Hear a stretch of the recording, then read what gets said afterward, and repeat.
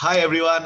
In today's conversation with authors, we have Michael J. Sullivan, the author behind the Riyria Revelations, Riyria Chronicles, Legend of the First Empire. You have a lot of books, Mike, and Rise and the Fall recently. And also we have Michael J. Sullivan's wife visiting us here is Robin Sullivan. And if you don't know about Robin Sullivan, Michael J. Sullivan has mentioned about her a lot in his books, and she is very influential in Michael J. Sullivan's career. So yeah, just to get things started, please introduce yourself, Michael and Robin. Well, I'm Michael, she's Robin.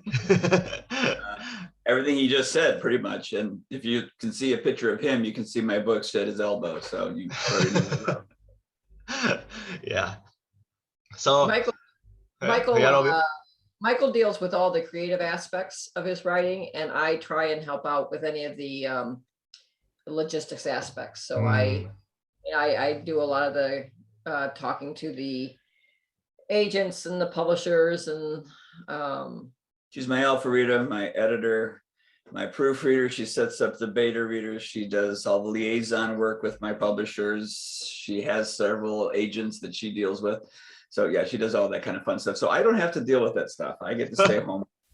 Yeah, we want to keep him writing and let me deal with all that other stuff. Right.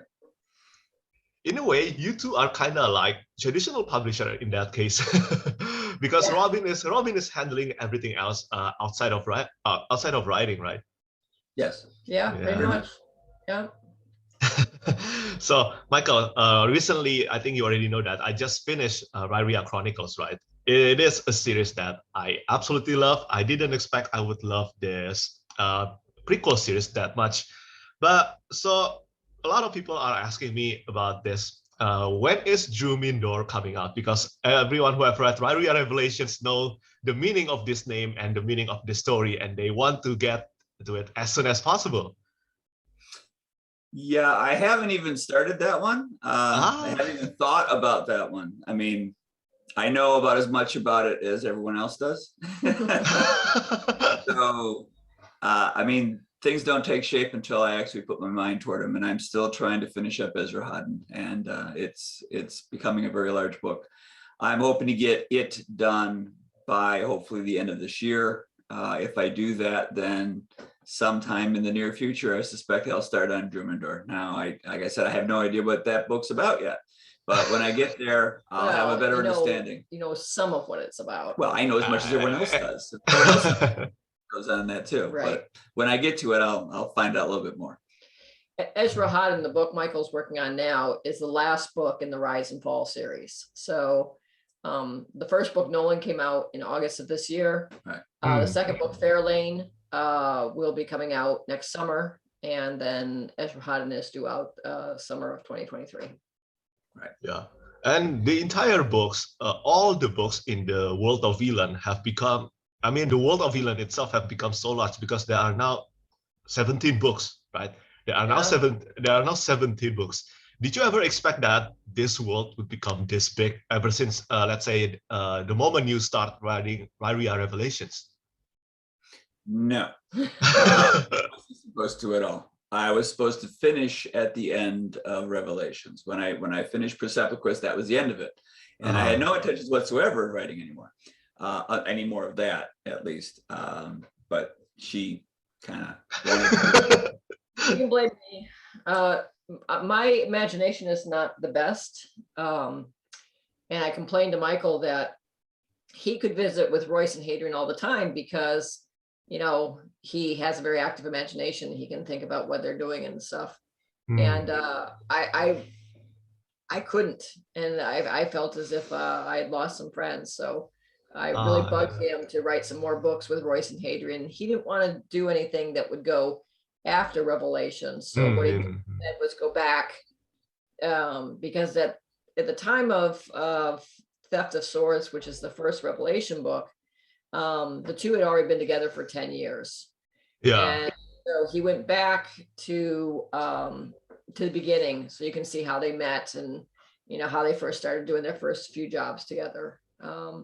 And then well, then I think the publisher wanted another series, so I was thinking that I needed to tell the true story of how everything started. And I kind of wanted to give some background to the world itself, because I mean, I had already established, the story, but I didn't really tell you anything about the world. And there were people asking about different aspects of it. So I thought I would do legends because that was kind of a lie that I needed to explain. And then of course, once I did the beginning and the end, I kind of had to do the middle, because then it didn't make sense for people, because I realized I didn't think that people would read legends before they read Revelations or the Riyria stuff, because I didn't really think they would go that way, but I should have, because chronologically you do start at that end and people would start there. So I went, oh, well, that's kind of bad that they would go from long ago to suddenly jumping over here, and there's this whole gap in the middle where stuff doesn't connect. Yeah, So I makes kind sense. of do it. So now if someone picks up Age of Myth for their first book, then they can read straight through and it'll all make sense now once I get done with it. But I mean, even for you, if you've read them, and it looks like you have, I mean, most of those books are kind of like they've been bent. So if you've read those books, then you understand that there is some stuff that's not explained at the end of Legends, but it has to happen for it to pick up in Riyria time. So that aspect, I kind of had to explain certain things. That how they came about. Otherwise, you'd be kind of lost. So I kind of felt obligated to do these 3 books. There's about 2,000 years history, and I'm doing them in 3 books.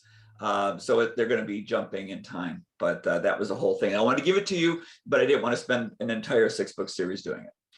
When Mike writes, he uses the iceberg approach in the respects that there's a lot more in his world than what shows above the surface of the water. So there's a lot of stuff beneath the water.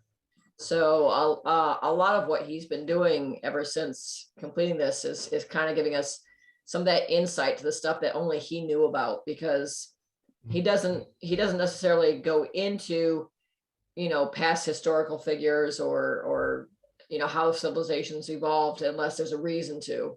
So there was a lot of things that only he knew. And by going back in time, he was able to. The only problem with that is when I go back in time, then I have to write what happened before in order to justify the position I'm in now. And then people asking, well, what happened to those people? Yeah. Like drawing a tree, it keeps branching off, and then it's never gonna end. So do you see this like, let's say after you're done with the Rise and Fall, and maybe you will probably focus on Riyria Chronicles for a while? And do you see Riyria Chronicles maybe going beyond 6 books? Because Riyria Revelations is 6 books, right? And do you see Riyria Chronicles going beyond 6 books as well? Yeah. So originally when I created the Chronicles, I think it's in a couple of the author's notes, is that, and this has been a point of controversy recently that my son has been picking out, is that there was a mistake made when Orbit wrote on the back cover of the original, I think, The Theft of Swords, in which it states that Royce and Hadrian had been together for 12 years prior to that book, when in fact, in the story, they were together 12 years. They were together for 12 years, but it was in Nephron Rising, which had already been 2 years. So technically, it would be 10 Chronicles. So if you count the Crown Tower and the Rose and Thorn and the Dulgath and Winter's Daughter, those are 4. So what do you have left? You have 6. Yeah. So there would be 6 more remaining. So a total of 10 Chronicles. If you do, right. If I do 1 for every year they were together. Right. Yes. Right.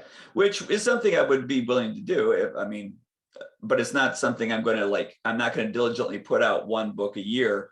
In that thing, I want to try and do some other things, but I will probably come back to it from time to time, because I created Chronicles as an idea that when I felt like writing a Riyria book, I can do that, but I don't want to feel committed to it. That's why all those books have a tendency to be somewhat standalone in nature. They're not one big long saga as Revelations were.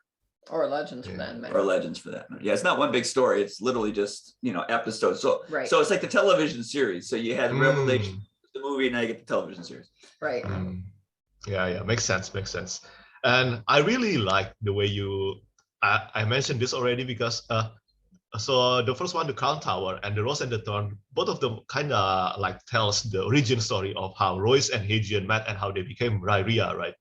But then when we approach the death of Dulgath, it became a standalone story. That one though, that was the first one that where it felt really like a standalone, and it's amazing. I think that one is my favorite of the Chronicles. And in that one, you started connecting Easter eggs from the Legend of the First Empire into that book. So I haven't actually read all of this. I've only read Age of Myth because I just got this series. And my question about this, do you see difficulty in connecting all the Easter eggs? Because I think you're connecting everything, right? And there are thousands of years, thousands of year history here. Yeah, it's a little challenging. It's interesting because I had a certain leeway with, I mean, when I wrote Revelations, I could do whatever I wanted. And then when I got to Legends, there were certain like supporting pillars I couldn't move. Everything else I could play with. I could do whatever I wanted. But now with what I'm writing here that connects the two, it's like a bridge, and they both have to start and they have to meet exactly in the middle. Because they could miss, right? Yeah. People keep saying, well, in this book you said this, but in this book, so I have to make sure I get that right. And that has been something so I've been having to go back and try and rereading certain aspects. I also have a number of people who will write to me or will post on a Discord and they'll ask questions about, if this is this, then what about that? And I'm like, good question. I'll have to figure that one out.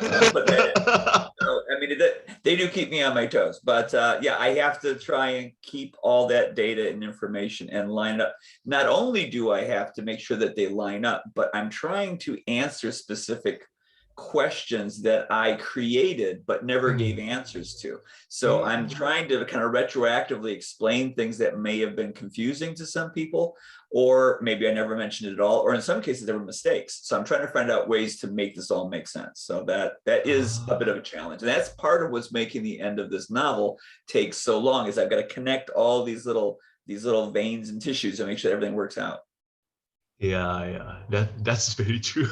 I did thought about that when I was reading The Death of Dulgat, and maybe you know about my co-blogger. She is a huge fan of your books, a huge fan. Her name is T.S. Chan, and yeah, so I was just fanboying about all of this with her. And speaking of fanboying, Royce and Hadrian have really become something precious in the fantasy community. How do you feel about all this, especially? I don't think you expected that these two would become this large, because they are constantly mentioned as the best friendship, the best bromance. And yeah, how do you feel about all this? News like that comes very slowly to where we are. Yeah. Really? My answer to that one is, huh?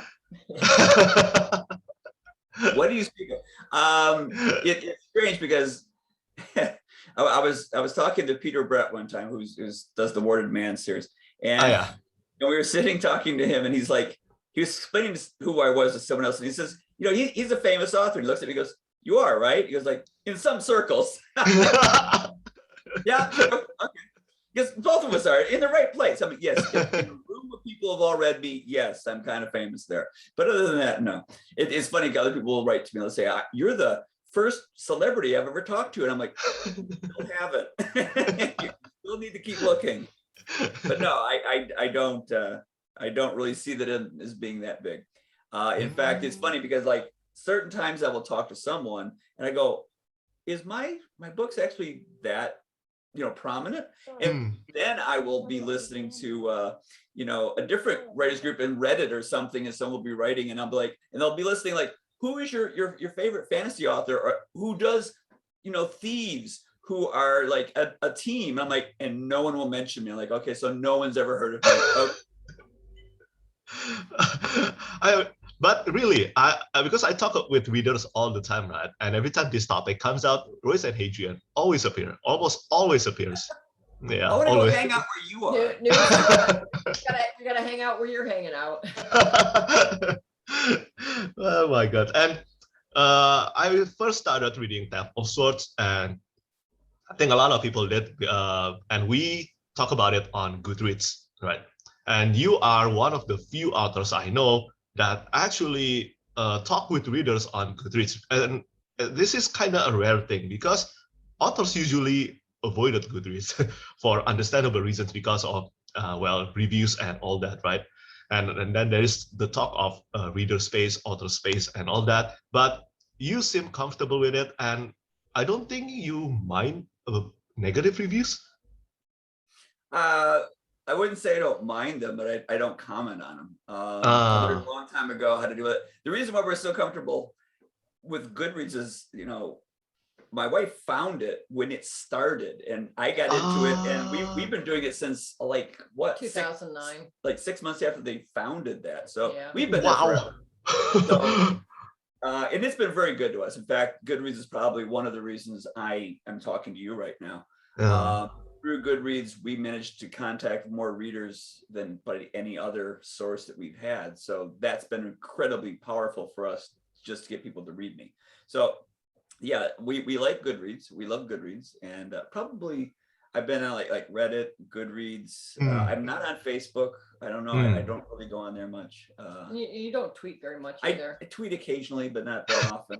I'm not on social media much, except for, like I said, Goodreads is a great place because it's all readers. So I mean, it's kind of a no-brainer to hang out there.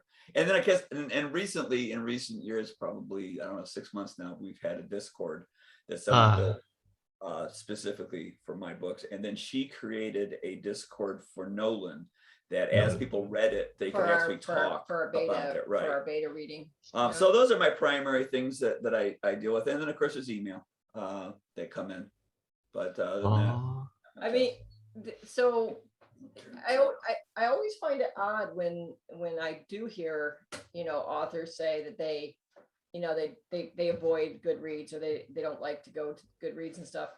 And I think part of the problem is, and I do a lot of classes for authors, and I teach them various things, and I always tell them, as far as Goodreads is concerned, I mean, if you're an author on Goodreads, you really have to be there first as a reader, right? You have to be there, like, you know, I mean, writers read and all that. And you know, when it seems almost kind of rude when, you know, someone's saying something really nice about your books, not to say thank you, you know. And it used to be like back in the days when we were self-published, you know, if you said thank you to someone, they were always wondering, like, if there's some nefarious reason for this, like, you know, are you trying to, like, you know, are you trying to market the books or something? It's like, no, we're just grateful that you like the books, and we wanted to tell you that we liked what you said in your review or whatever. But the other thing is, you know, like, when you first start writing, I mean, Mike's been at this for a really long time. When you first start writing, the first time you see a bad review, I mean, it stinks. It stinks really hard. But, you know, you've been at this long enough, you start to realize that different people just like different things. And you grow a thick skin, and you realize that not everyone's going to love your books, and that's okay, you know. You know, and when someone doesn't like the books, you know, all you can really say to them is like, well, I hope whatever you read next is a better fit for you, because I don't really think it's a matter of, you know, a good writer or a bad writer. I think it's more along the lines of, you know, they're just not hitting your sweet spot. I mean, every book is a culmination of thousands of decisions that are made, you know, and, you know, you're not always going to agree with all the decisions. Sometimes you're just not your audience. Yeah. I mean, I've had people review my books, and I've said to myself, well, I've had good reviews that I've hated because they've liked it for all the wrong reasons. And I've had bad reviews I actually liked because even though they didn't like, at least they understood it. Yeah, so I mean, I prefer it that way. They understood what you were going for. And then there's just bad reviews that are just objectively poorly done. I mean, even good or bad, whether they are positive or negative, some of them are bad and some of them are really good. And so, I mean, there's a lot to be said about how you look at reviews, but. Well, the other thing about books is that it's not, you know, it's not like math, right? Like there's not like a, you know, there's an equation that's going on where the author is bringing half of the experience and the reader is bringing the other half of the experience.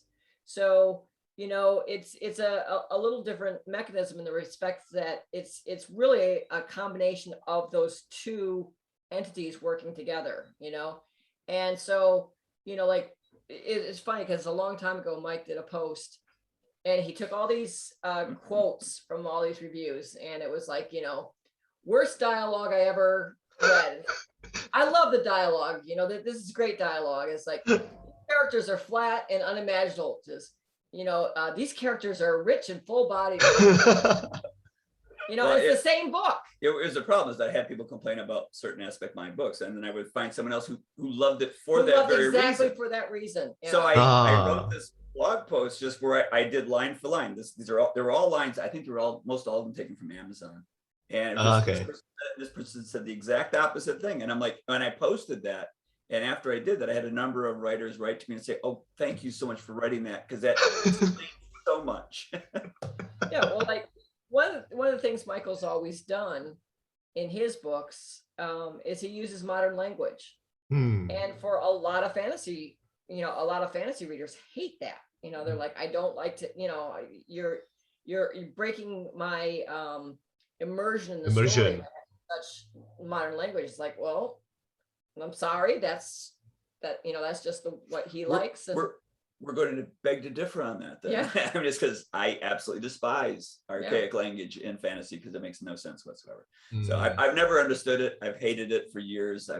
That was one of the things I wanted to change about fantasy was how it's written, because it's written very poorly. It's written in this ridiculously weird, and there's no reason for it. It's like, they don't speak English. They're not speaking Old English either, but this is a whole argument I could get in with someone else. It's not. Yeah. You say, it's written poorly. It's not. No, I meant the fact that it doesn't. Some people want to make people feel like they're in a distant place. They want to make them feel like this is a foreign place that they're not. And I disagree with that concept when it comes to fantasy. I prefer that it be in a realm that I actually can relate to. Therefore, it makes it really great. Yes, obviously people are going to like certain things more than others, and I'm dominating by my own personal taste. So yeah, I understand that. And speaking of this kind of reviews and reception, I've seen some people that let's say that when they started the Tap of Swords, they were feeling a bit lukewarm about it, but by the end of the Heir of Novron, everything changed. So it's all about like a big payoff. Your books have that, especially in Riyria Revelations, and I'm assuming this one as well, because my co-blogger against mentioned it's the same thing. It's all about getting better and better and better with each books. And I think what maybe why you can achieve this is that you write all the books in the series first, right, before you publish them, and then except for this one book I'm working on now, which went on for a year longer than it should have. But yes, for the most part, they're all done before. With Revelations, they were all done completely. I was just editing them. With Legends, same thing. They were all done. I was just editing them before they went out. The one I'm doing right now is the only one where I haven't quite got the last, 50,000 words done. The really interesting thing about Revelations is, and it's like the stupidest way to do something. But it was by design. I mean, Michael specifically started off with a very simple story. And there doesn't, there doesn't seem to be a lot of there because he doesn't front load. He wants to. Well, technically what you want to get at is I intentionally wrote it so that the first book was the worst one. Yes. Intentionally. And I did that so that each book would be better than the one before, because of the fact that no one likes to read a series where the first one's really great and then it kind of goes. So I didn't want to do that. So I purposely saved all the really good and juicy stuff for the later books. And I didn't even tell you much about the main characters. I mean, that's why they seem so flat, because I'm not telling you the backstory. In every other fantasy book, they usually start out with the children or the childhood of the main characters. So you know all about them. But to me, I thought, well, if I tell you all about them in the first book, then what have I got for the second, third, and fourth? I mean, there's nothing cool. I mean, I had to tell you about other characters. The intelligent way to do it is to front load, and Michael didn't front load. And the reason she's saying that is because that's how you get published. Yeah. You want your first book to be fantastic. Otherwise, you can't get your foot in the door. Yeah. And that really wasn't Michael's goal when he started writing the books, is to be published. So, he was just writing this story that he had that he was very interested in. Yeah. So the reason why it's stupid is if you have the first book being the weakest book by design, no one's going to read the second. You risk losing people Yeah. before they get to the end. Yeah. But I think for the people who do read the entire Revelations, they can kind of see the method and the madness, because the way he's slowly doling out little clues and little pieces of information, background, and it once it comes out as it does, I think it's a much more rewarding experience than if there was a lot front loaded, and then you didn't have that journey of discovery with the characters. Although it's interesting enough, some people actually like Theft of Swords, or rather the Crown Conspiracy, more than all the other books. Sure. Which is, again, strange. Yeah. Yeah. But the first thing you read is your favorite, right? Yeah, true. Yeah. And I think when people already like Theft of Swords, they will be obsessed with the series by the end of it. Like obsessed. I've seen people like really obsessed about Royce and Hadrian. And for me, like you said, I think getting their background really helps a lot, because that's what I'm used to. So after reading Riyria Chronicles, now I cannot wait to reread Riyria Revelations again, because I feel like I've gotten to know them even further than before, right? So have you read Winter's Daughter yet? Yeah, just did. Okay. Yes, and you like Dulgath better than Winters? I would say yeah. Something about Dulgath, probably because it's a lot about Royce, right? You write a lot about Royce in Death of Dulgath, and I think Royce is the one that I wanted to know more in the Chronicle. So I got that in Dulgath and the Rose and the Thorn, and kind of like in the Crown Conspiracy as well. And yeah, so that's really one of the biggest influence on why I loved it. And of course, the Easter eggs, I think that was really brilliant. It made me so excited to get to Legends of the First Empire. So excited now. The really interesting thing about Revelations, at least to me, is the reread. Like when okay. Because there's a lot of things. I mean, it's called Riyria Revelations for a reason. And once everything is revealed, then certain conversations, when you reread them, you're like, oh, now that I know that this person is this or this person is this, you see things in a very new light than you did when you were first discovering it. And and I'm always finding new things. I'm on an exercise regime right now, and so I listen to a lot of the books while I'm walking. Okay. I just recently finished Winter's Daughter and The Death of Dulgath after years of not reading them. And there's a lot, the book that just was released, Nolan, there's a lot of Easter eggs that tie Nolan in to those books. And it's just, so every time you reread things, I mean, Michael's really good about just having these little Easter eggs throughout, and you don't notice this as being a big thing until you're reading a different book, and then you go, oh wow, yeah, in that other book, we talk about this character and we learn a little bit about this character. So it's really interesting, the fact that just the way he's able to interweave things between. It's really just because I'm lazy and I don't want to make up new characters. I just reuse them. But even then, there is new character in the Death of Dulgath, plenty of them, and they're all amazing. I think you wrote one of the most despicable human I've ever read in. Oh my gosh. In the Death of Dulgath, you know who he is. He's so despicable. I actually talked about it with my friends. Michael Sullivan actually wrote someone as despicable as this. And I think that's a great thing. It's intentionally, and and for a character that I really love is the painter in the Death of Dulgath. I immediately like him, and he's just an interesting character to me. So yeah, you are great at creating new characters too. So the interesting thing about Sherwood Stowe, the painter in the Death of Dulgath, is the whole reason he exists is so that you can get an impression, and you can see Nissa Dulgath through his observations and through his eyes, because Nissa has some secrets of her own, so you can't really use her point of view. So you learn about Nissa by the way Sherwood sees her, and by his observations of her. So it's interesting in the fact that he is a character that was necessary because Michael could not do point of view of Nissa. So, and in fact, in the Death of Dulgath, there are a lot of Royce point of views. And through most of the Riyria books, we hardly ever are in Royce's head. We're in Hadrian's head quite a bit. We're in Arista's heads. We're in a number of people's heads. But he often doesn't get us inside I was going to say that in almost every book I've ever written with Royce and Hadrian in it, there's 2 point of views. There's usually Royce and Hadrian's point of view, and then there's a new character's point of view.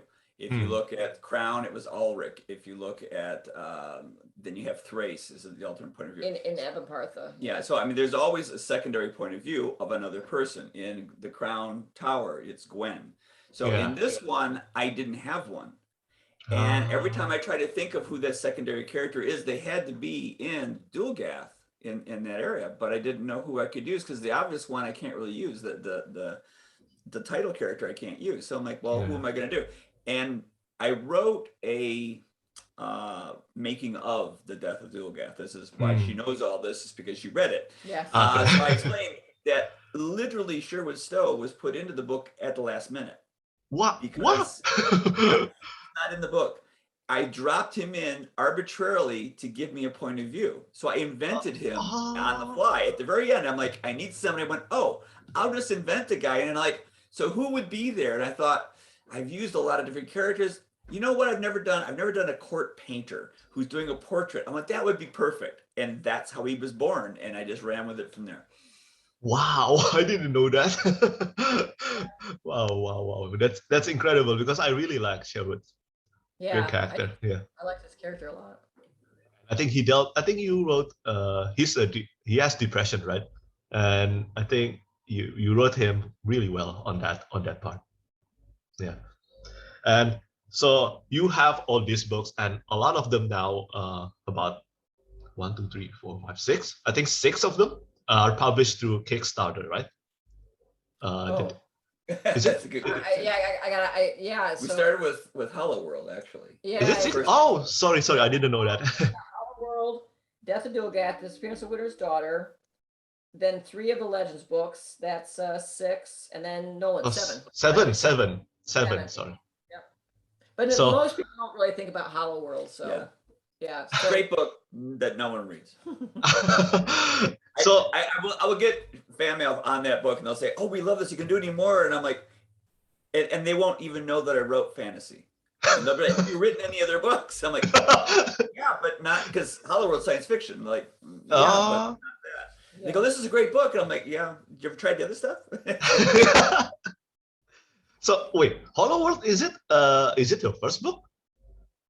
No. Okay. Hollow World's a book that Michael was thinking about certain concepts of Hollow World for like years, and he has his little notebooks where he writes down, little notes about things that he's going to write, and it actually jumped. It actually jumped.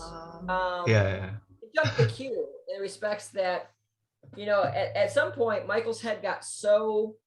Yeah, I was writing. I think it was. I had just finished. I think Dulgath, maybe. No, I had just finished. Rose and Thorn. Oh, okay. The first 2 as one book, basically, and then split into 2 because it was too big. So I did that one, and then I wasn't going to write any more Riyria stuff. I wasn't going to write any more Elan stuff. That was done. I literally wrote those 2 books because she wanted more Royce and Hadrian. Right. That's how those first 2 chronicles got written. And then I was going to go on to something completely different. So I was going to write a science fiction novel, but Orban didn't want to publish it. Because they didn't like science fiction coming from me, I guess, or science fiction in general. So they do science fiction. Not that. No, not this. This is classic science fiction. Yeah. So they were going to pick it up. So that's when she got the idea of doing the Kickstarter, and that's how we got started with that. Right. Yeah. So yeah. I mean, So there's another aspect about Kickstarters that came about, and that is we have a number of traditionally published author friends, and we were out to dinner talking to one of them, and he had talked about the latest series that he had just completed, and he gave it to his agent, and he shopped it, and the agent shopped it around, and the publishers were offering really bad offers, so bad that he wouldn't sell them at the price that they were wanting to do it. And so he put it into a trunk, never to see the light of day. And I said, well, why don't you try self-publishing it? We've done, we've done the whole gamut, and self-publishing's worked well for us. And he says, well, if I'm going to self-publish it, I need to do it the right way. And so I have to pay for covers, and I have to pay for editing. And he's one of these mid-list authors who's kind of like on this treadmill in the respects that they're working book to book. Like they just barely get enough, they get enough advance to like live on. And then as soon as that's done, they have to get another book out, or they can't survive. And he says, I have no money for this. And I said, well, you're a traditionally published author. You have a fan base, you have a following. Why don't you do a Kickstarter? And that way you can raise money for your editing and for your covers. And he says, no, that would not work. And whenever someone tells me that won't work, I want to prove them wrong. So we did the Hollow World Kickstarter to show this guy that it was possible. Yeah. And we were very surprised by what happened with the Kickstarter, because not only was it not only did we raise more money than we thought we would, but we found a whole new community of people. And we also found that people were much more invested in the book than they normally would be, because they felt like they played a part in making it come into being. And so, that was just something that, and the other thing that was really remarkable, I think, is that the vast majority of the people who backed the Kickstarter were not existing fans of Michael's. They were a whole new audience. So, and they hadn't read any of his other stuff before. So we just found a lot of really positive things about Kickstarters, from the fact that, people felt more participatory in it. And from the other thing that was great was, the way we run our Kickstarters is the people who back the Kickstarters get the books anywhere between 3 and 6 months prior to the release of the book. So what we didn't really count on, and we didn't really think about it this way until we started doing Kickstarters. But then we had like all these people who had got the book before everyone else did. So they felt very special, right? Because I know it's going to happen. You guys don't, And so that became, and they would do reviews. Yeah, they would do reviews. And usually, because they felt invested in the project, like it was partially theirs, they would generally be predisposed to give it a positive review. I mean, yeah. So I get all this pre-book release buzz, positive, that helps us out. We didn't even know any of this was going to happen. It was like totally surprising. But now we won't do a book without doing a Kickstarter. I mean, Kickstarters. I think my readers would get mad. They're fun. They are so fun. I mean, it's just the enthusiasm of the readers, and just well, it's much more personal. You remember Harry Potter, right? When they did the midnight reviews, everyone would be waiting at the bookstore for the door. That's how it is with the Kickstarter. Literally, when it goes live, there are how many early bird specials you have? I don't know. Well, see, I've done early bird specials 2 different ways. Like in the old days, I used to do it so there were only so many available. And then the most recent Kickstarter, I said for the first 15 minutes or half hour of the Kickstarter, there's early bird specials. So there's everyone waiting for her to like drop the bar, and people would rush in. There are people who set their alarm clock. Yes. And wake up. Because some are in different time zones, like you. Because it's really interesting, because people want to see that they're like, there's a lot of bragging rights. Like if you get like the first backer, or if you're the first 10 backers, because when our Kickstarters go off, we usually tell people well in advance, it's going to happen February 7th at, noon Eastern Standard Time.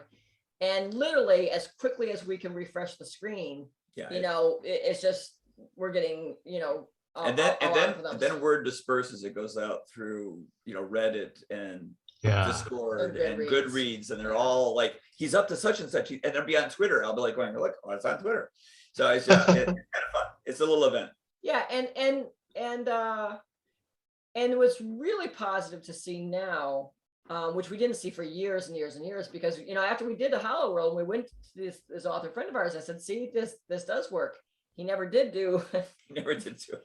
I think though he did eventually take an offer on that, and it was a terrible offer. Yeah. But the series did get published, but he didn't make any money on it, right. because the publishers were offering so little. I know. But we got other people to do it, so that's fine.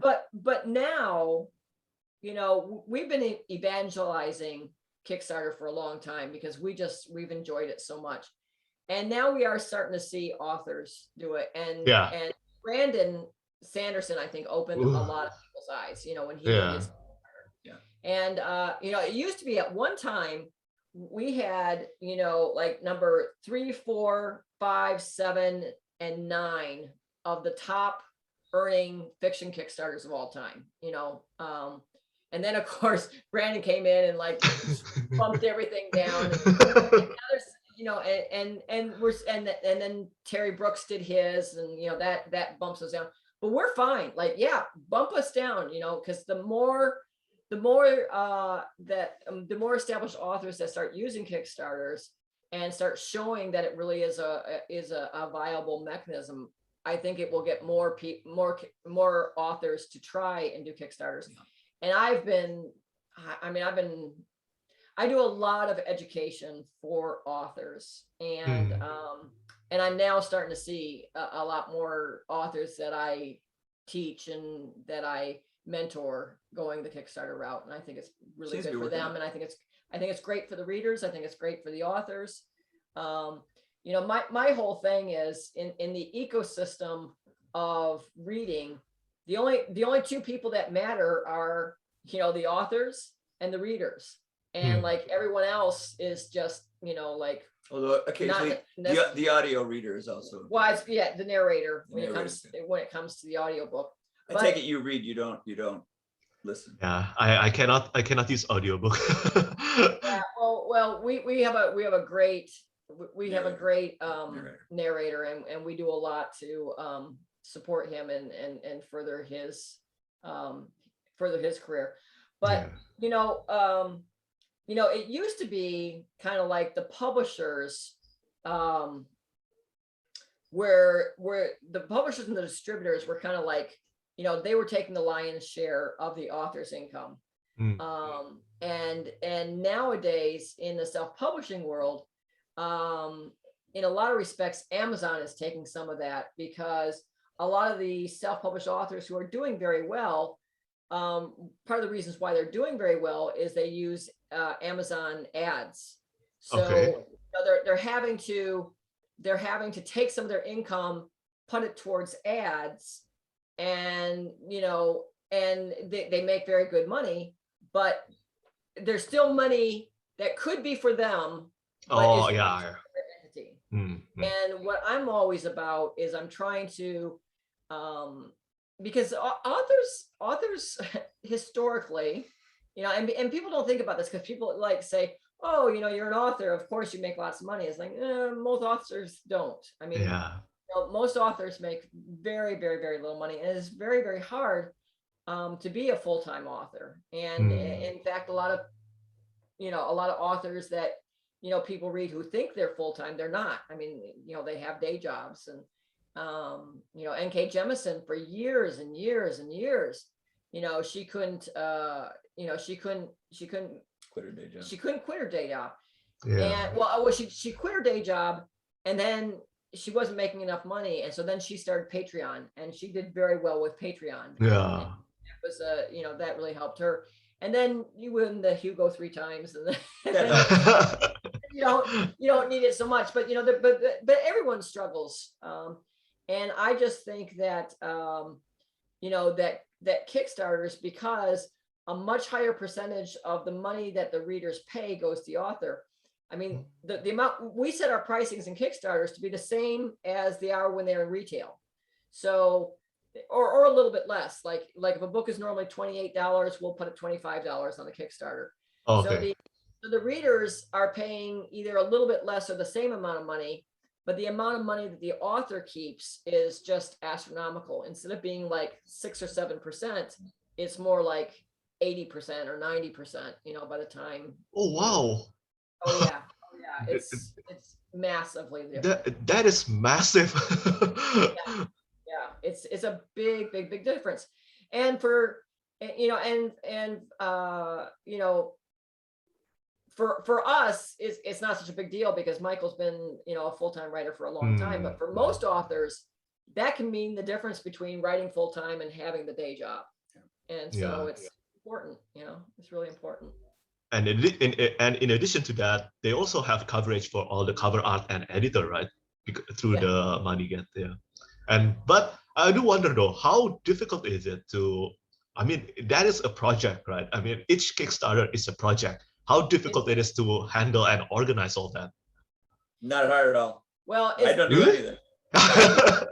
See, I handle all the Kickstarter stuff. So Mike has very little to do with it. I mean, he does the video and he'll write some comments and some updates, but most of that work's mine.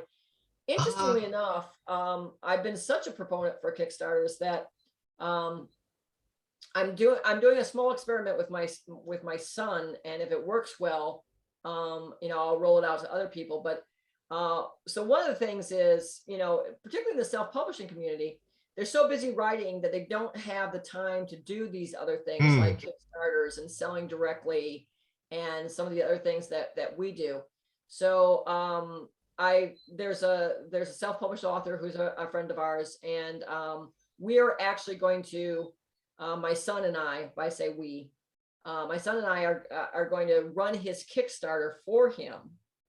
And, and then if that works well, then we'll offer it to other authors. So that basically it's gonna make some turnkey operation. Yeah, so the right other people can be like me. Yeah. So that they would just do work, and then all they have to do the video, but we set up the entire Kickstarter and we do all the surveys for it, and then we do the shipping for it and everything else. So it's an experiment. We'll do it, and and I think that I think it'll work very well, and then I think we'll offer that service to other people. And the really cool thing is, the intention is that we'll do it for a percentage of the Kickstarter. So if the Kickstarter doesn't earn, then the author's not out anything. And if the Kickstarter does earn, then we've just taken a small percentage off the top in order for doing that. Actually, hopefully my son will. I'll just keep him off the street. Yeah. Very much, because no, she's got to work for me. She can't be doing this. So I'm very passionate about getting authors to use Kickstarter, but I don't have the time or the bandwidth to do it myself. So what I have to do is I have to teach the next generation, i.e. my son, teach him all the things that I learned, and then let him, do it for others in the future. Yeah, it's amazing though. It's amazing, really, because I think the Death of Dulgat, I think that was the first Kickstarter I saw that revolved around fantasy books. That was the first one, and back then, like you said, there wasn't a lot of people using, a lot of authors using Kickstarter yet. But now it's almost every time, and it's like you said, it's always something like, I want to join, like something like that. There's that feeling because of all the bonus and all the participant stuff. It's really great. It's really great. Yeah, well, it's so much more personal than buying a book from a bookstore, right? And what's really cool, one of the things that we do with our Kickstarters is, this is a lot of work, but I think it's worth it. The people's names are actually in the book. Yeah.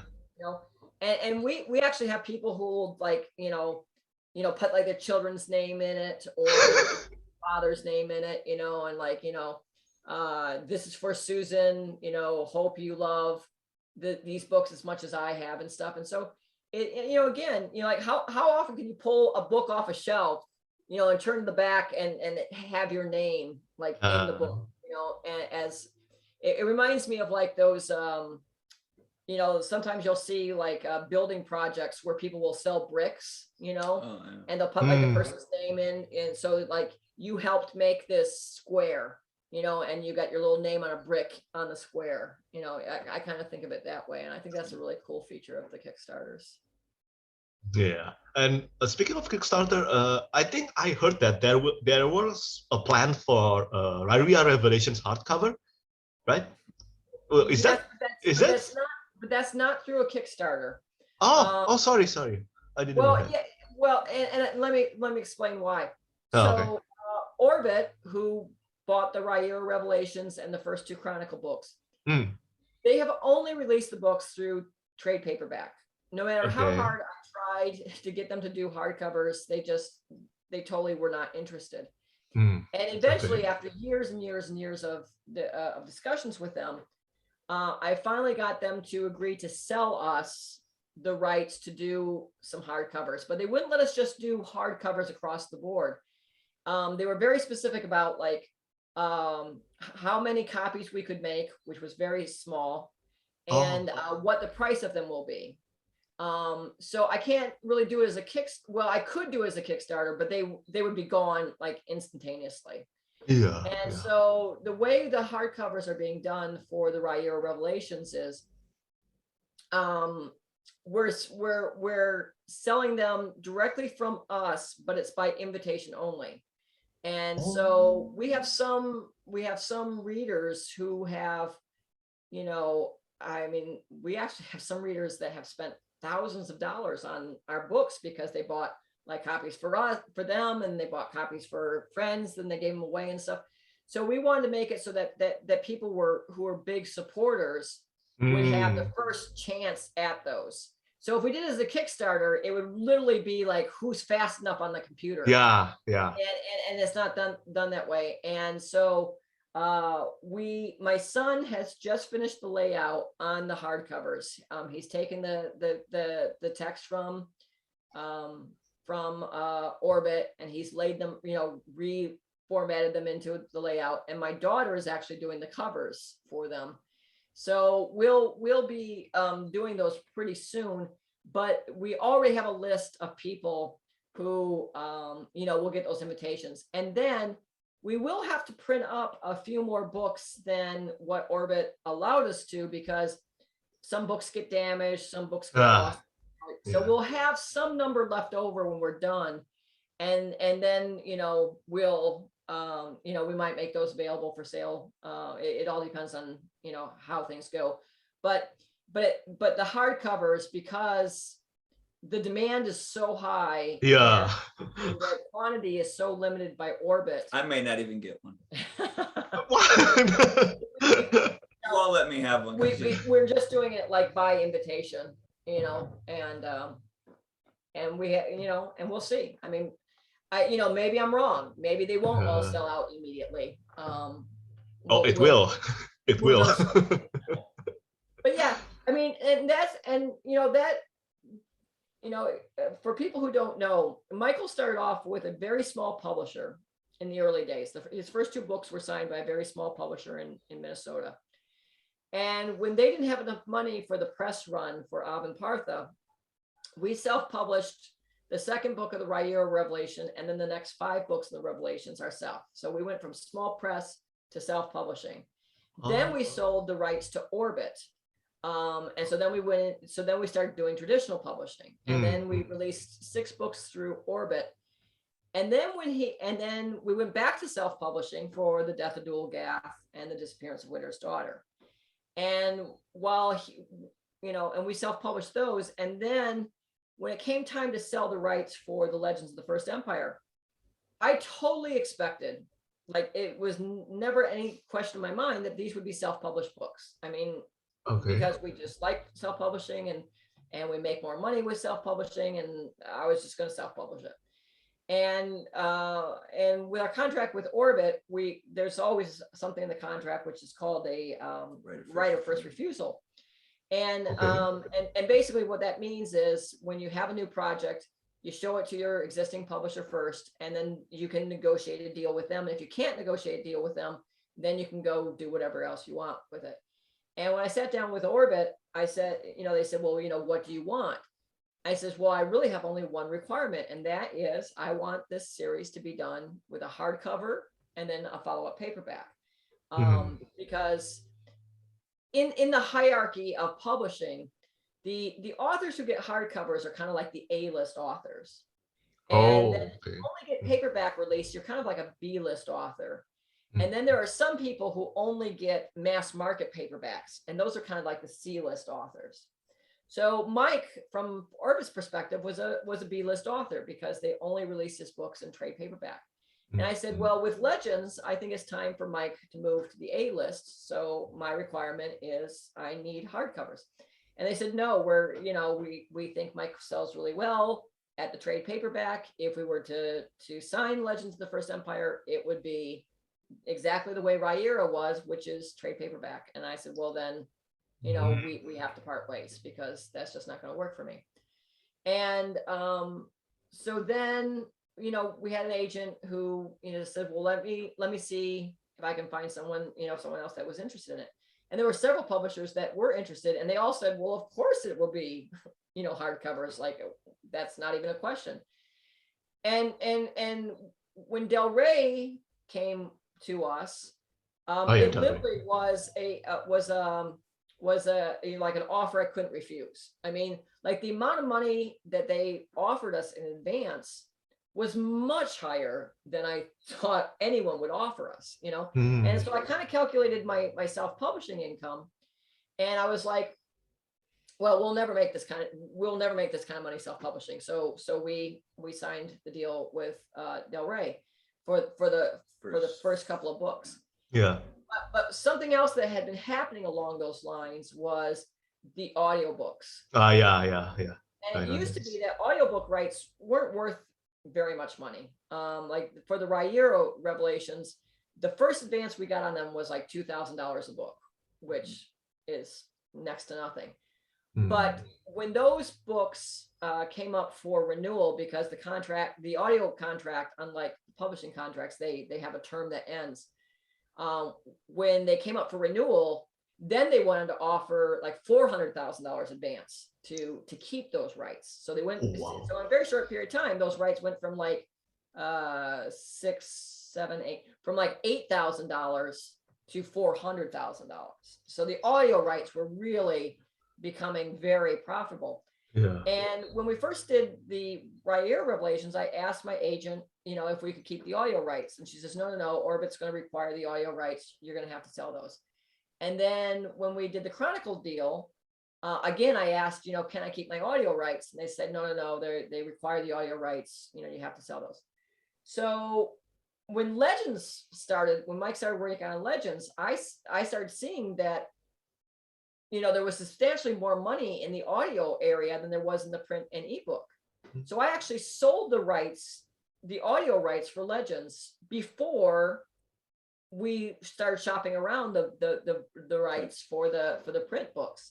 And when Del Rey came along, we said, the audio rights are gone. So you can't have them. And they said, well, that's okay. We'll still offer you this rather large advance for just the print and ebooks. And I was like, great. But they only had the first half of the series. Oh yeah. It came time to do the second half of the series.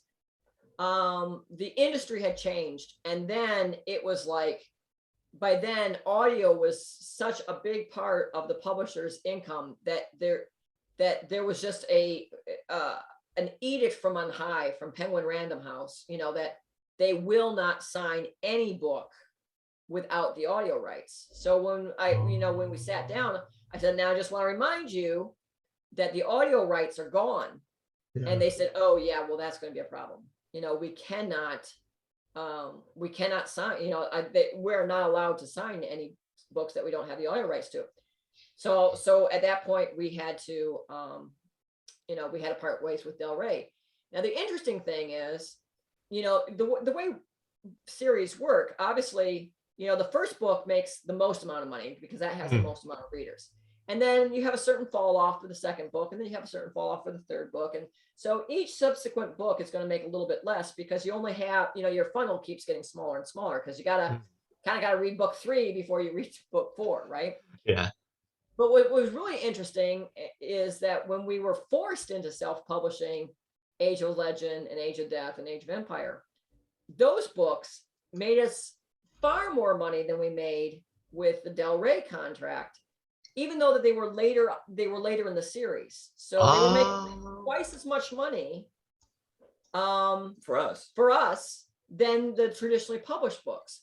And the reason is because with the self-publishing, we just make a much larger per unit book. So even though Age of Empire has not sold as many copies as Age of Myth, we make so much more per book that we make so much more money. So at this stage, I just don't really see us, I kept saying, that there's nothing a publisher can give me that would keep me with a publisher. And now I think that really is true, because, the audio rights, are just nobody can keep their audio rights. I think I've heard of in the past 4 years, maybe, I know of only two. I only know of two contracts that were written where the audio rights were not attached. And the only reason those weren't attached is it was a really big author with a really big series, and they didn't have the audio rights originally, so there's no way they could get the audio rights for the second part, so we're kind of, it's interesting, we're kind of like forced back into self-publishing, but it's like the best thing for us. We just, we're able to have the covers the way we want them, we're able to do the Kickstarters, we're able to make more money. Self-publishing just really works out very well for us. Long story short, it really is awful to be me. And everyone should feel sorry. Well, the interesting thing is I think we have proved to be the most malleable author out there, because we've done, very adaptable. Small presses. Hollow World was produced by a very small press, Tachyon Publishing. We've done small presses, we've done self-publishing, we've done Big Five, which is now Big Four, more consolidation in the industry. We've kind of done it all, and it seems like in general, it's either there are hybrid authors that do both. But when we were hybrid, most of them do it the way we did, which is like, we jumped from self-publishing to traditional publishing. And we just thought we'd be traditionally publishing for the rest of our lives, but we didn't. Now we're back to self-publishing. So we kind of, go back and forth depending on, what the business aspect is. And I think, some authors don't think about the business side of things. And I think that's what works well for us, is I'm looking at the business side and Mike is looking at the creative side.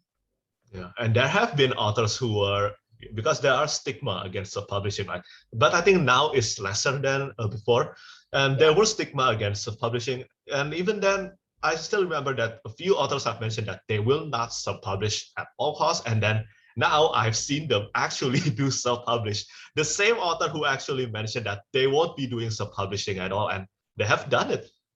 I think, because, again, at some point, you have to, there are a lot of authors that if they didn't self-publish, they would have day jobs, but because they self-publish, they don't have to have the day job. You don't have to sell as many books in order to make a living if you're self-published, right? Because you're making more per book. Yeah, significantly more per book. Yeah, I'm still shocked by how much Will White, Will White, right? Writer of Cradle. Oh god, he is insane. Now see, Will, I've done a lot of work with Will. He's been here. Yeah, he comes out here to the cabin and stuff, and I help negotiate his audio rights deal and get him involved with audio rights. And I've been on Will for like forever to do Kickstarters, and so far he hasn't done it. But if this other thing works well with this other author, then I'm definitely gonna approach Will with doing it. And in a lot of respects, Will's kind of like us in that his family is kind of very involved in his work. Like his dad does a lot of the marketing stuff.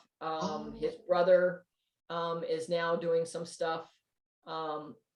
And like in us, my daughter has done a lot of the shipping of the Kickstarters. Now my son is going to start running Kickstarters. So, we start these little empires by bringing in our family and, putting them to work, because it at some point it does get bigger than what just one person can handle.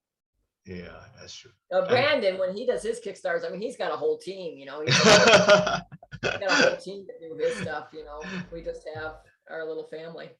And his name is already super big anyway, Brandon. Yeah. Yeah. And there is one more benefit, and I have voice about this, and it's not your fault. Basically, I don't like the cover art to Riyria Revelations and Riyria Chronicles. Yeah. I'm probably one of the most vocal reviewer about this. It's and terrible. I don't like it at all. I don't like it at all. But so now all of your cover art are done by Mark Simonetti, and Yes. I love his art. I love his artworks. Do you both of you have influence on what he create, or is it all up to him? Oh yeah. But the original thing was when I was with Orbit, we really didn't have any input. No on the input. cover. Yeah. So when we went to Del Rey, I kind of wanted them to listen to what we had to say, and they did. Del Rey is a wonderful publisher. Del Rey. We were very happy with. We were very happy with Del Rey. We had to part ways with them because the audio rights things, but they, when usually authors don't get a say over covers. You just don't. You just. Yeah. But with Del Rey, they let us choose the artists we wanted. They allowed us to pick the scenes from the books that we wanted illustrated. They even let us work on the topography of the books. Yeah, so most of those were me coming up with an idea, and then we would send that. No, we asked Del Rey to use Mark because I had seen his cover for the French version. Yeah. And based on that, I wanted to see him do it. So he did a couple sketches, and then we picked the tree, and then we worked with him. It went back and forth a little bit, and Del Rey did have some input, and they actually made it a little bit better. So that worked out really well for us. And then when we got to Legends, which is the first book that we did without Del Rey, we just kept going back to Mark. We also had Mark do the Death of Dulgath as well. He did Hollow World. He did the cover for Hollow World. The background. Right. Okay, so was that the first one we did with him? Probably. Okay, so we already worked with them before we got there. Okay. Yeah. I mean, we every book that, so in the early days when we were self-publishing, Mike actually made the covers. There's the Riyria Revelations in its 6th book incarnation. Let's see, this was the Crown Conspiracy. Oh, the original one. It's not a very thick book. That was my version. Yeah, and so originally Mike did the covers, but then Mark Simonetti has done every other cover for us. He actually complimented my covers, which I'm thinking is completely crap. But what? Mark Simonetti? Yeah, he when he did his covers for Nephron Rising and for Avampartha, he was mimicking. Oh, right. He would look at my artwork. He looked at your artwork. Yes. Yeah. I'm like, really? Yeah. Okay. Don't look. Wow. I really like what he did for the French edition. I think they're beautiful. They are beautiful. Yeah. They're so beautiful. And so, speaking of self-published, there are a gathering of self-published author at your home every year, right? And I think not in 2020 because of COVID. Oh yeah. Yeah, obviously. The other years. We try and lock the door, but they still get in. Yeah. No, I think that's a really cool thing. I love seeing that, even though it's on the net, and you have a beautiful house and a field. Very beautiful. And do you see this something that will grow bigger every year? Maybe more authors will come in? Hopefully not. Hopefully not. It's hard. It's a lot of work. Yeah, I think we maxed out at, was it 25? 20, yeah, I think 20. One year we had 25. 25? That's a lot. Yeah, it is. Yeah. Yeah. Well, it's nice because it gives us an opportunity to like talk to one another and like share and find out what's going on in the industry. And yeah, this year I actually set up microphones in a bandstand, so we had all kinds of and I'll do little talks on things like Kickstarter, or on I've got a pretty sophisticated beta reader program I do, so I'll do a little talk on my beta reader program. And I did some tutorials on how to use Scrivener, and then we had someone do a thing on world building, right. And so it's kind of like a little, it's a little con, but it's like for writers only. Yeah, and it's but it's tiring. It is. It's a tiring weekend. Well, it's usually, it's supposed to be a weekend, but they come in on Wednesday and they leave on Monday. So it turns into a little bit longer. And we do archery, and we've done some axe throwing and knife throwing, and yes. And there's been, they've done board games and swimming. We have a pool, so they swim. Do a lot of swimming. Yeah, so yeah, it's a lot of fun. We enjoy having it, but it's a we're getting too old for partying like that. Yeah, there's a lot of prep work before people show up, and then there's a lot of cleanup after they go home. Oh my God! But for me as a reader, I think it's really nice to see that. Because I read both traditionally published and self-published books. I love both of them. And I think it's really nice to see all familiar faces gathering in one place like that. Especially for self-published, I don't see a lot of self-published authors gathering like that. Not often anyway. Well, you don't see a lot of published authors gathering like that either. I mean, oh yeah. it's really interesting in the fact that, I mean, we started our first self-publishing in what, 2009? 2010 is when I signed. 2011 is when they were published. So 2008 maybe is when we first self-published. Well, when we very first self-published the Crown Conspiracy, yeah, that would have been about 2008. Yeah, it's probably right. It's probably in there, but not this version because that's ours. Oh well. Anyways, what I noticed was, ever since way back then, the self-publishing community was very cooperative. Like, there are forums, and we don't visit these places anymore. And I think things have changed. It's not, maybe it's not what it used to be, but like Kindle boards had a writer's cafe area, and they would share copy editors, they would share cover artists, and they were very helpful and very supportive of each other. And they would share, and they still are. Yeah. And it's just that I think the self-publishing community is much more open. Yeah, they're much more willing to help one another, to share information.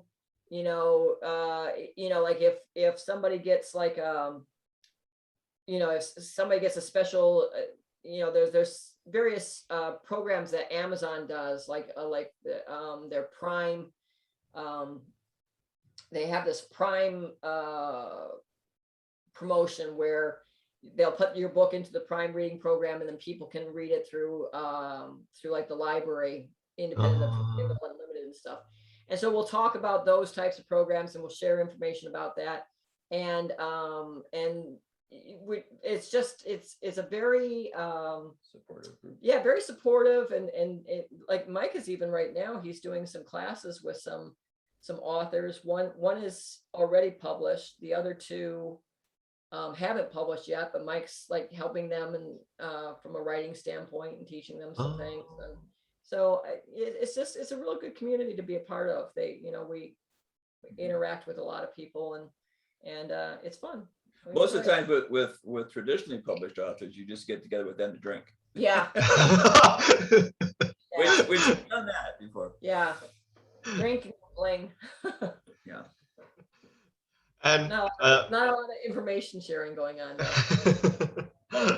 Not about the industry so much, but we talk about other things. Yes, yeah. But that's the thing.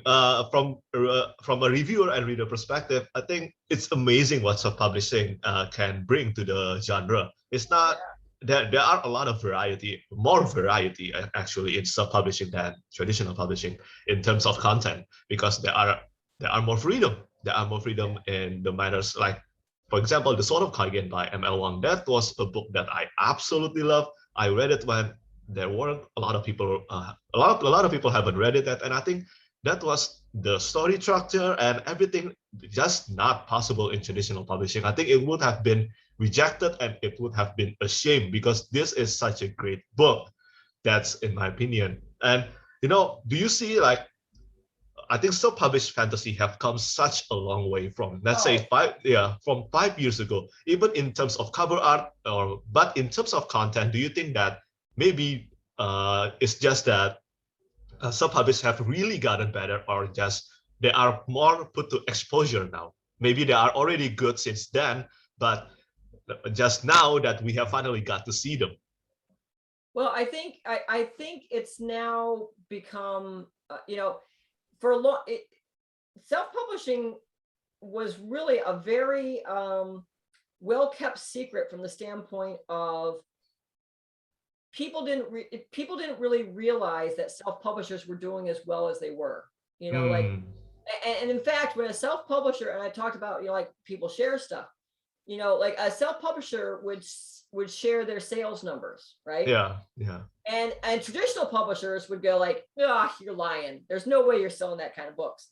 But I know they're not lying, because I know. Well, I know we were talking to self-published or traditionally published authors, and I told them how much I made a month, and their jaw dropped. They're like, "No, you don't. No, because that's nothing. Because to them, what I made in a month is what they made over the entire life of their entire book."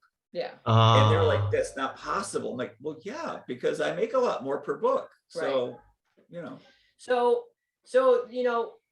for a long time, I don't think that anyone thought that self-publishers were making any money. They didn't believe that they were making money. And then, you see someone like Will White, who hits #1 in the entire Amazon store, right? Like that, that's really hard to do. It's really hard to do, to hit #1.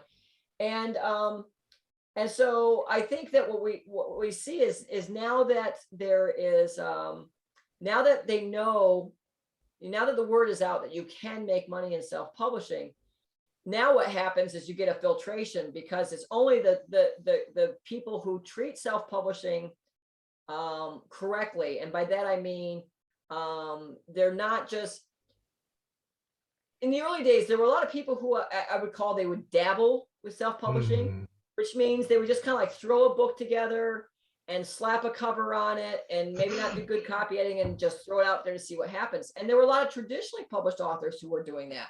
And then the traditionally published authors, their books failed in self-publishing. They go, "Oh, see, self-publishing doesn't work." And I'm like, "Yeah, because you did it really crappily, But the self-published authors who are really successful treat it like a business. I mean, they're thinking about, like, what genres are selling well.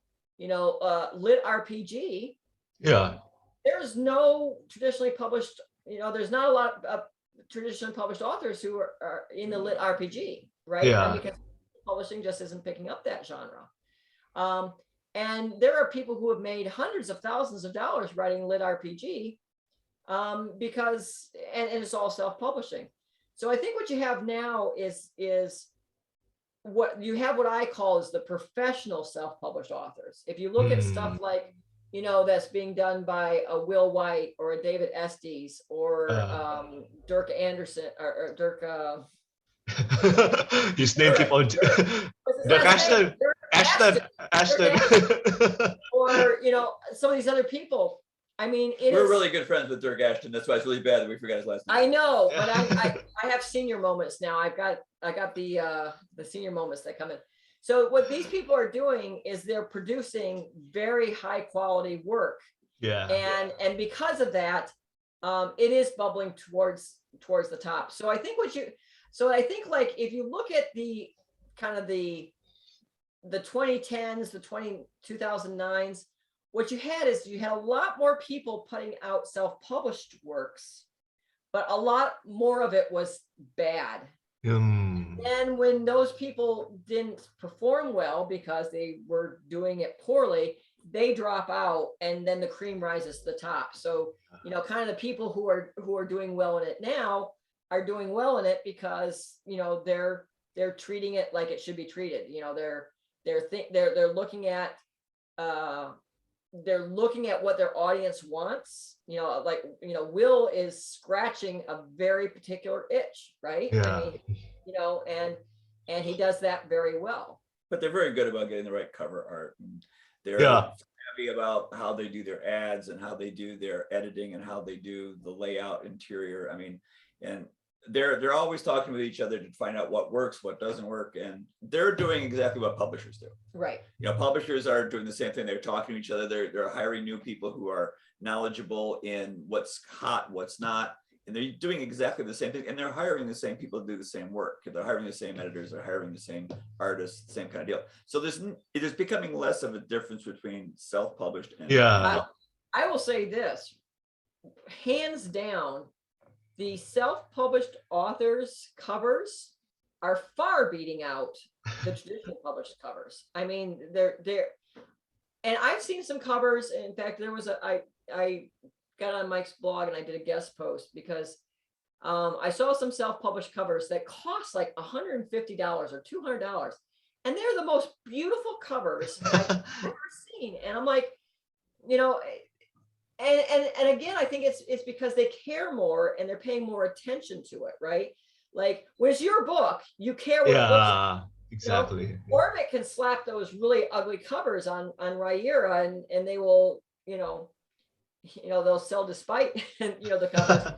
You know, when you can control your cover, you know, you get some really good stuff. And I've seen just some absolutely gorgeous covers. And the best covers I see these days is coming from the self-publishing. And I've seen some really what I'll call phoned in covers, you know, from the traditionally published houses. Yeah. I think they're not doing probably the best one of those was the Rosenthorn. Rosenthorn was horrific. Oh my No, God. no. I like complain about it all the time. I complain about It is Rose the and the Thorn. worst. Yeah, that was a phoned in for sure. Oh, It's interesting because I do love Orbit books, and I think Orbit from the time when they sign your books and Orbit now, I think the cover art they release are so different. I think back then I don't think they released many cover art that looks good, but now so much better. I think for me, and also in terms of cover art, I think it's incredibly important, especially in self-publishing, because we browse Amazon all the time, right? Especially when we're going to get books, and those cover art will be a huge decisive factor on whether I will get those books or not. And I think a lot of, even though they're very costly, I think a lot of self-published authors realize this finally that they have to get a great cover art. It's very important. Yeah. Definitely. And it's a lot easier now because, like, when we first started doing self-publishing, there was no resources to get the covers done. I mean, the reason why Michael did his own covers was because he had to. Now there are, you know, tons of companies and tons of designers who are, you know, there are people who do your maps for you. There are people who do the cover art. There are people who do the topography for you. That's the whole thing. Yeah, so now the self-published authors have a lot more resources at their disposal that just didn't exist back in 2007, 2008, you know? Yeah. And there is one benefit, I think. I don't know if this is recent or not, but I just saw this about probably early this year. So in hardcover now, in self-publishing, they often do something special with their naked hardcover. Can you see this? So yeah. Yes. Yeah. So this is the naked hardcover, and this is the original cover. And I think it's gorgeous. I think doing something like this is amazing. This is by ML Spencer. That's called a laminate wrap. Ah, okay. And so hardcovers for the self-published is a little bit more difficult because there's not as many, you know, most self-published authors use something called print on demand. Okay. And what that means is that instead of printing out 10,000 books and putting them in a warehouse, they're literally printed as they're sold. Okay. So when you go onto Amazon and you buy a book, it's not sitting in a warehouse someplace. It actually gets printed as soon as your order gets done. Yeah, once upon a time there was a vending machine that they Yeah. had made to be in bookstores where you would buy it and you could watch the book be made Yeah. in front of you. Yeah. Oh, wow. Technology never actually seemed to go anywhere, but Yeah. that's the basis of direct to press, is the fact that you buy it and the moment you buy it, it's made for you. Right. Oh. Now, for a long time, the only type of print on demand books that you could do was trade paperbacks. But now, and then there's a subsidiary of Ingram that came along, and they started doing hardcovers, and Lulu Press did hardcovers, and now Amazon, I believe, is in beta for hardcovers, where you can get some hardcovers. So, but the problem is, when you use print on demand, it has a very high per unit cost. Oh. So although you don't have to spend a lot of money up front for a big print run, the cost per book is much higher. What we do, and one of the reasons why we do Kickstarters, is we do print runs. So we will print up 10,000 books. And that may cost us $20,000 or $30,000 to do. But that will bring the cost down of the books to like $2 a book. Where that same book, if it was printed on print on demand, if it was a soft cover book, it might cost $6 to print. And if it was a hardcover book, it might cost $12 to print. Okay. By doing a print run, we get them for about $2 a book. So there's various economies of scale that happen. And I think that the when you roll it out for the full press run, I think they're a better quality overall. Yeah. It's actually hard to tell the difference sometimes, but overall, I think the binding is a little nicer. Okay. Well, yeah. Well, and we've had, you probably don't know about this because I have to deal with this and you don't have Yeah, I don't do the printing. She does the printing. So one of our releases, Death of Dual Gath, in fact, it sold out its press run. And so I switched that over to a print on demand book because that was just an easy way to keep it in print. Okay. But the print on demand book is just a little bit taller than the ones that came off the press, because when Orbit designed their books, they had just a little bit taller, a little bit shorter than 8.5. They had it at like 8.5, and theirs was like 8 3/4. And right now, there's a lot of readers listening to this going, yes, and it's annoyed the crap out of us. So, and I wasn't really paying attention to the Death of Dual Gath because I switched it over to, print on demand. But then we sell books ourselves. And so I had to order like 200 books for our own stock so that we could sell them. And of that 200 order, I think like, I can't remember exactly how many, but I think like 50 of them were not good enough quality for me to sell. So I had to go back to the print on demand person and get, change them out. So yes, the quality is usually very good, but we have seen some print on demand recently where, we gotta like watch them. But interesting. So I looked at how many print on demand books of the Death of Dual Gath there had been, and I was surprised that it was like over 3,000. I was like, oh, this is stupid. Why am I doing print on demand? So I did a new press run for Death of Dual Gath, and now I've got them so they're all the same size again. So they're not that a little bit bigger than going on. Those little sizes means a lot. Yeah. They're obnoxious when they don't line up. Yeah. So yeah, that's probably it for today. It has been very interesting, and thank you so much for both of your time. So the last question is, what book can we expect next and when? I'm retiring. I'm not printing any more books. No, no. You convinced me, and I want everyone to know it was you that did it. So the next release book will be a book called Fairlane. That will be book number 2 in the Rise and Fall series.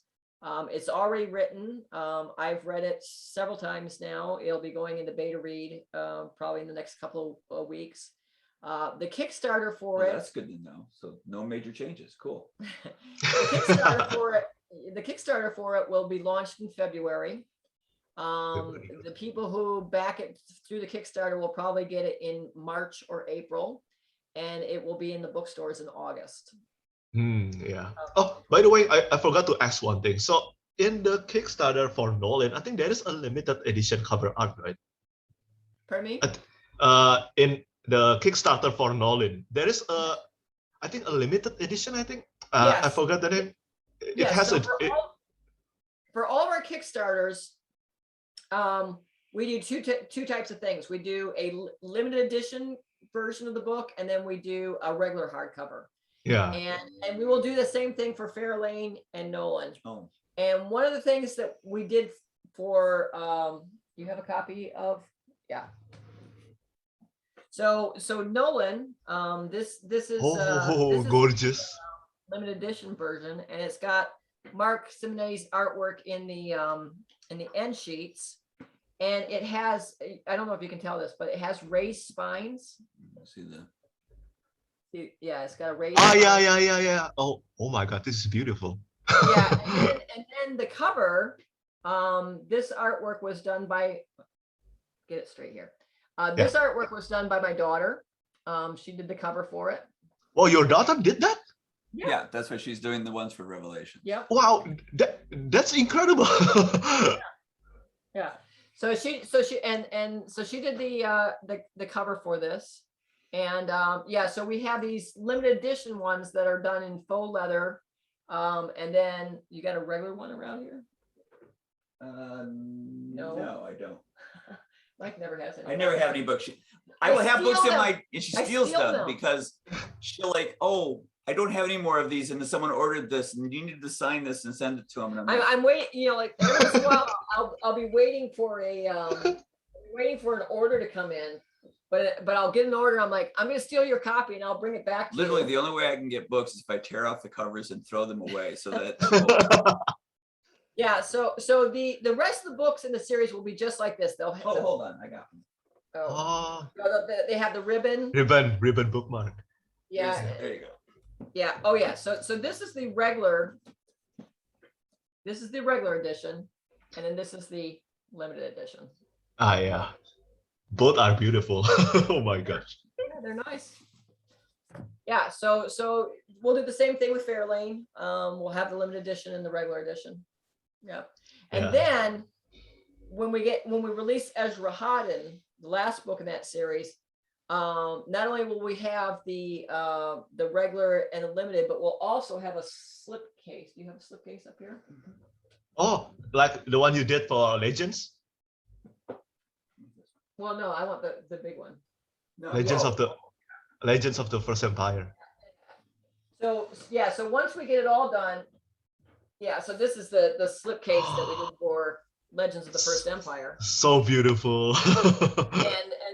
and it'll be sized such that you can put either the limited editions into it, or you can put the regular editions into it.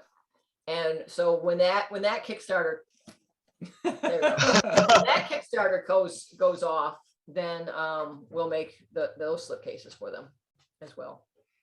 Yeah, And we also are doing we're also doing another Kickstarter that I'm working on right now, where we're doing box sets for the little legends, because now you know that box set, although it's beautiful, it's very expensive because it's you know, hardcovers, but we have these little mass market paperbacks. This one. Yes.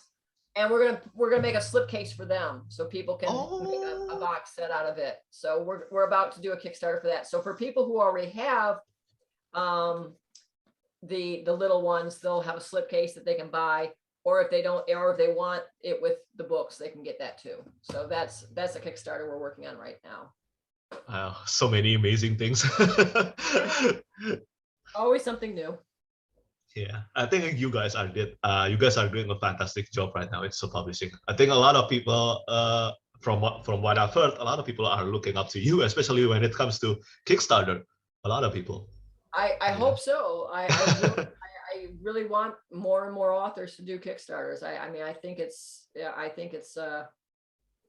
been great to us. I think it can be great to other authors. We got to figure out a way to get kickbacks from Kickstarter. Kickbacks. Kickback. You know, I keep telling authors, I'm like, go out there, run your Kickstarter, knock us down a couple of pegs, because we've got a, like I said, we've got a lot of the top Kickstarters out there. I'd like nothing more than for other people to come and knock us down, and Like I say, yeah. Someone keeps asking me, it's like, who else writes like you? And I'm like, I can't really think of too many people.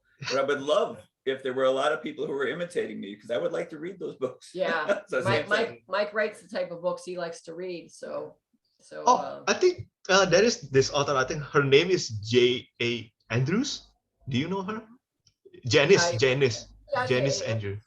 I don't think we've read any of her stuff, but I've heard of her. Is she like, so basically, I haven't read her books too, but her books are often mentioned as often recommended to those who wanted to read more of kind of like Riyria Revelations. So maybe that one. I think she's doing really well too in self-publishing right now. Well, I'll definitely check it out.